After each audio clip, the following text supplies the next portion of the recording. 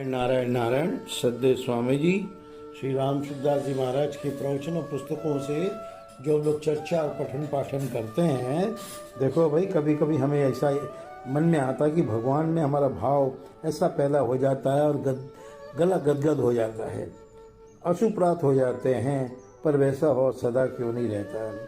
तो महाराज जी कहते हैं, देखो भाई, उसमें सुख लेने से, उसमें दिखावटीपन आने से, उसे लोगों में कहने से, उसमें संतोष करने से वो सदा नहीं रहता है।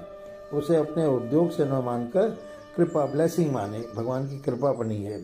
मान बढ़ाई की इच्छा रहने से साधन तेजी से नहीं बढ़ता है। जहाँ आपने कह दिया मैं इतना पाठ करता हूँ, मैं ऐसे आरती करता हूँ, मैं ऐसे जो उठता हूँ अच्छी अच्छी बात करके, तो देखो भाई, उसका एग्जीबिशन कभी नहीं करना चाहिए। परमात्मा की प्राप्ति में कठिनता नहीं है, संसारिक सुख छोड़ने में कठिनता है।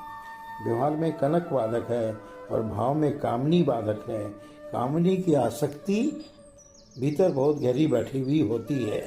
संसार से शरीर को अलग मानना गलती है। उससे भी बड़ी गलती है शरीर से सुख लेना। शरीर को सुख आराम देना उसके साथ शत्रुता है। जो होता है वह ठीक ही होता है, बैठिक होता ही नहीं है। संसार आपसे नहीं चिपकता है, संसार तो भागता है, आप ही उससे चिपकते हो। उसमें ममता आसक्ति हम लोग करते रहते हैं। जो निरंतर रहता है उसी के साथ हमें रहना है। मैं मेरे का त्याग कर दें, अपनी स्थिति में मेरे में न रखें, प्रत्युत है मैं में रखें। सब कुछ बदल गया है, पर आप वहीं हैं, आप वहीं हैं, इसी में रहें। जो रहने वाला नहीं है उसमें मैं मेरा करके ही आप दुख पा रहे हैं, हम लोग दुख पा रहे हैं। शरीर और संसार एक है, पर मैं मेरा करके आप शरीर को संसार से अलग कर लेते हैं। नहीं कि प्रीति छोड़ने से है में प्रीति हो जाएगी, नहीं कि प्रीति छुटेगी सेवा करने से, त्याग करने से अथवा भगवान को मानने से।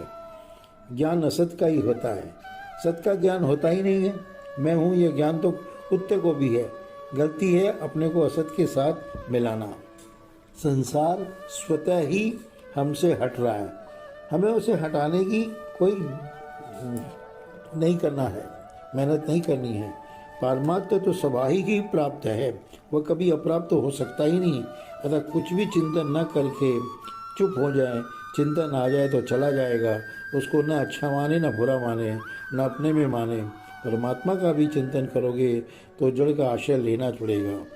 चुप होने में नींद, आलस्य, प्रमाद, असावधानी नहीं है।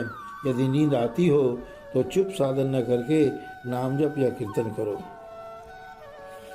परमात्मा निरंतर प्राप्त है, यह सुकृति करनी है। यह सुकृति नाम जप आदि से भी तेज है। मैं चुप हो जाऊं। चुप होना समाधि का फल है। नाम जप करते करते चुप हो जाओ। जैसे पक्षी पहले पर हिलाते हुए आकाश में ऊंचा उड़ता है, फिर पर फैला देता है। नारायण नारायण नारायण।